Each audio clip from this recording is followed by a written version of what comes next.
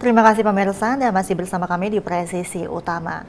Beragam indikator ekonomi mengisyaratkan Bank Sentral Amerika Serikat atau Federal Reserve akan mulai menurunkan suku bunga acuan mulai September setelah menaikkannya sejak 2022 untuk meredam laju inflasi.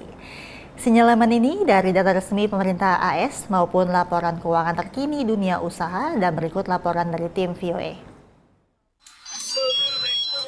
Laporan keuangan kuartal kedua 2024 di Wall Street menjadi salah satu indikator utama sehatnya ekonomi real alias Main Street. Setelah pendapatan sektor perbankan bervariasi, laporan dari raksasa-raksasa teknologi yang dikenal sebagai Magnificent Seven akhirnya juga bervariasi. Pemasukan Alphabet, induk perusahaan raksasa pencarian Google, melebihi ekspektasi. Sementara pemasukan produsen mobil listrik Tesla meleset dari proyeksi.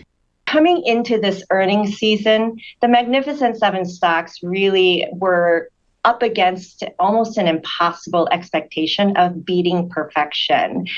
So in some ways, it's not surprising to see some sell-off here. Pada saat yang sama, data Departemen Perdagangan Amerika Serikat menunjukkan produk domestik bruto pada triwulan kedua naik 2,8% secara tahunan, jauh melebihi ekspektasi analis dan jauh melampaui angka kuartal sebelumnya yang 1,4%.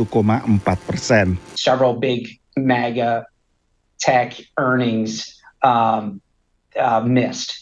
Therefore, there was concerns about growth. And today's GDP number this morning kind of reassured markets that perhaps the overall economy is doing better and we're still in that soft landing narrative.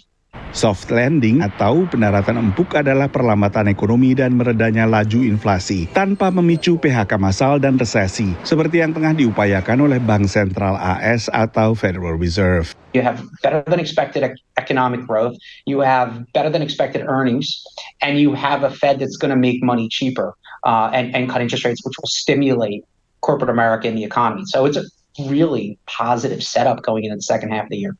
Data terbaru dari Departemen Perdagangan menunjukkan indeks harga pengeluaran konsumsi pribadi alias PCE melemah ke 2,5% dibandingkan tahun lalu, turun dari angka sebelumnya sebesar 2,6%.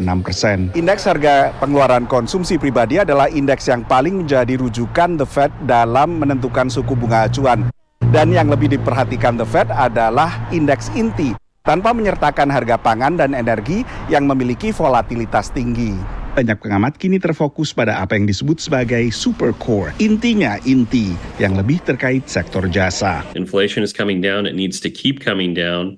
That will mean the Fed ultimately can cut rates a little bit, but we have some concerns that there is going to be persistence to this inflation, particularly on the services side, because we have such a tight labor market.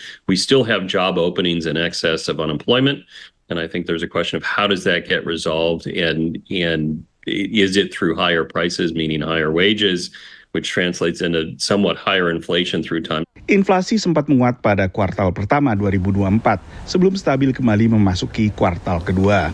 Dari Washington DC, Nova Purwadi dan tim VOA.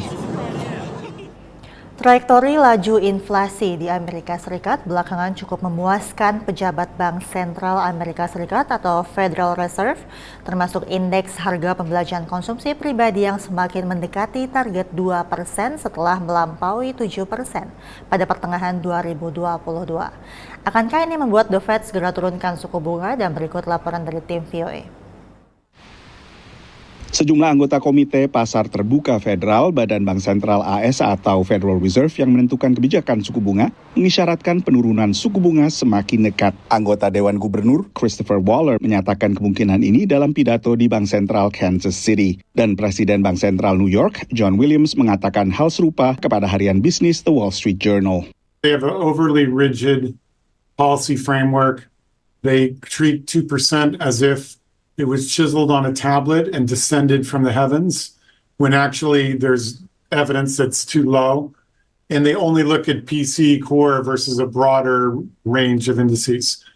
So that's bad, but what's good about it is it's easy to predict what the Fed's going to do. So when PCE goes down below 2.5, it's getting close to their target.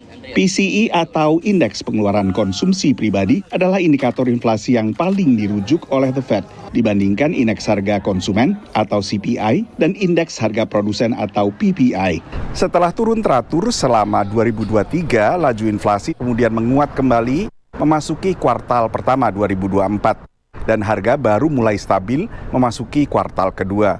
Ini menguatkan dugaan dari analis bahwa Bank Sentral AS bisa mulai menurunkan suku bunga acuan mulai September.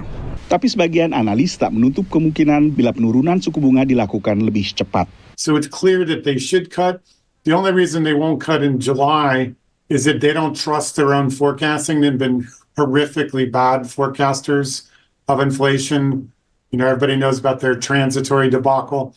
So they're reluctant to move quickly for that reason. So they'll wait for more data. They have no confidence in their own forecasting appropriately because it's been terrible. And so they're going to be conservative. But the economy is weakening, so they're taking a risk with the economy. I think we're going to be fine. But they should cut in July, but they definitely will cut in September.